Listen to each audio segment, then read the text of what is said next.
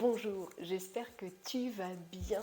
Si tu arrives ici avec cette vidéo, eh bien je te souhaite la bienvenue. Moi c'est Amélie, je suis photographe chez Milly, photographe de l'instant, depuis maintenant 12 années en Bretagne. Aujourd'hui, on va parler d'une super technique de productivité que j'ai envie de vous partager depuis longtemps. Il est temps de vous en parler. Qu'est-ce que c'est que cette technique? Un petit peu d'histoire. Eh bien, dans les années 80, Francesco Cirillo a créé la technique Pomodoro. C'est une technique qui est très simple puisqu'elle va venir séparer dans des intervalles de 25 minutes une tâche de travail ou une tâche ménagère, enfin peu importe. Donc, c'est-à-dire que pendant 25 minutes, on effectue une tâche intensément, assidûment, et ensuite, pendant 5 minutes, on se repose, on prend un temps de pause. Donc, traditionnellement, voilà, ce sont des tronçons de 25 minutes, et ce monsieur Francesco Cirillo, lui, a créé ça, et on appelle ça la technique Pomodoro, parce que en italien, ça veut dire tomate. Et là, tu vas me dire, oui, mais c'est quoi le lien minuteur, tomate? Alors peut-être que certains d'entre vous, plus âgés, se souviennent du minuteur tomate.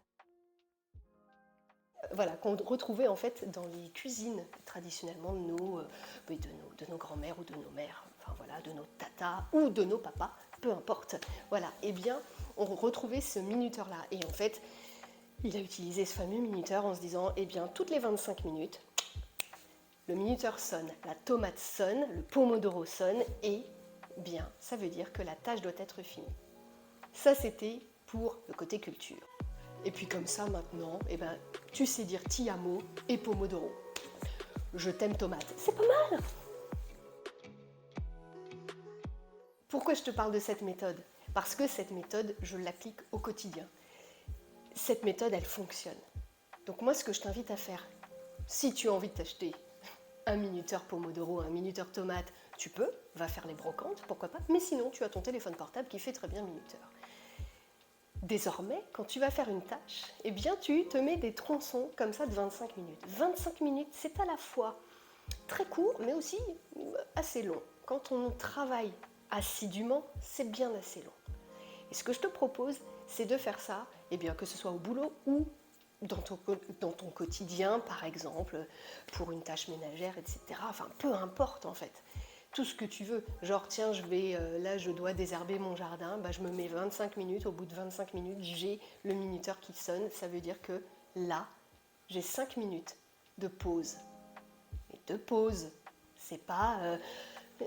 non, c'est vraiment, je vais me poser, je vais boire un café, je vais, pourquoi pas, lire une ou deux pages d'un bouquin.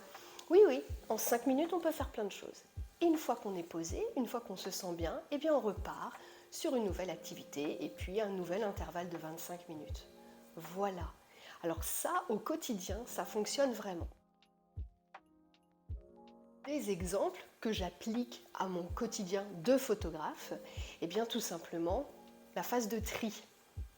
La phase de tri, quand on est photographe, c'est pas toujours ce qu'il y a de mieux. Alors, je parle pas que pour moi, parce que ça fait partie des choses que mes accompagnés me disent « Ah, j'aime pas cette partie-là ».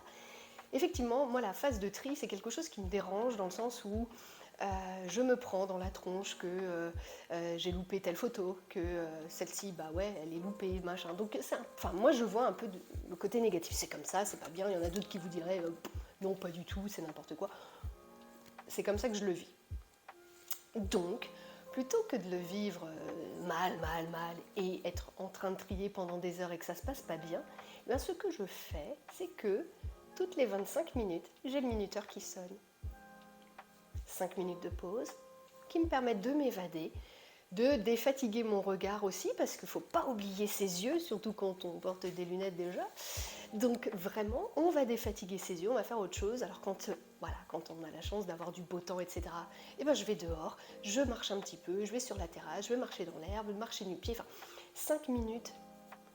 J'en profite des fois juste pour faire un tout petit peu de méditation et ça fait un bien fou. Et ensuite, je repars pour de nouveau 25 minutes et je fais ça ainsi de suite.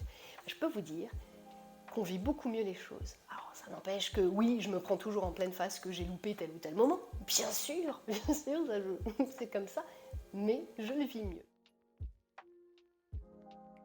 Autre chose, j'utilise aussi cette méthode au moment du post-traitement. Bah oui, parce que c'est pareil, le post-traitement, quand on va post-traiter quelque chose d'assez lourd, un reportage assez long, quand il y a des milliers de photos, alors des milliers de photos à traiter peut-être pas, mais quand il y a des centaines de photos à traiter, ça peut durer. Et ben c'est pareil, 25 minutes, 5 minutes de pause. Méthode Pomodoro. Trop bien. Je l'utilise également pour la programmation sur les réseaux sociaux. Ça, c'est une tâche qui me demande de l'énergie et plutôt que de l'embiner pour que ça se passe plutôt vite et bien, et ben voilà, 25 minutes, alors, je vais vous expliquer exactement comment je fais. Les 25 premières minutes, je vais chercher toutes les photos que je veux publier. Donc voilà, je vais les diminuer, les redimensionner pour qu'elles ne soient pas trop lourdes pour les réseaux, etc. Bon, voilà, je les mets dans un dossier.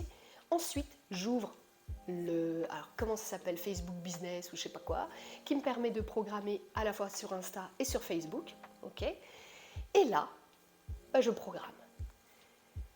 Tout simplement, je prends la photo que j'ai envie et puis je mets le petit texte, ma signature et c'est parti. Donc 2 fois 25 minutes qui me permettent d'être très efficace et de prendre beaucoup d'avance sur la programmation. Et ça c'est trop cool, voilà. Parce que la programmation sur les réseaux c'est pareil, moi ça me fatigue un peu. Donc cette méthode-là, elle est très cool.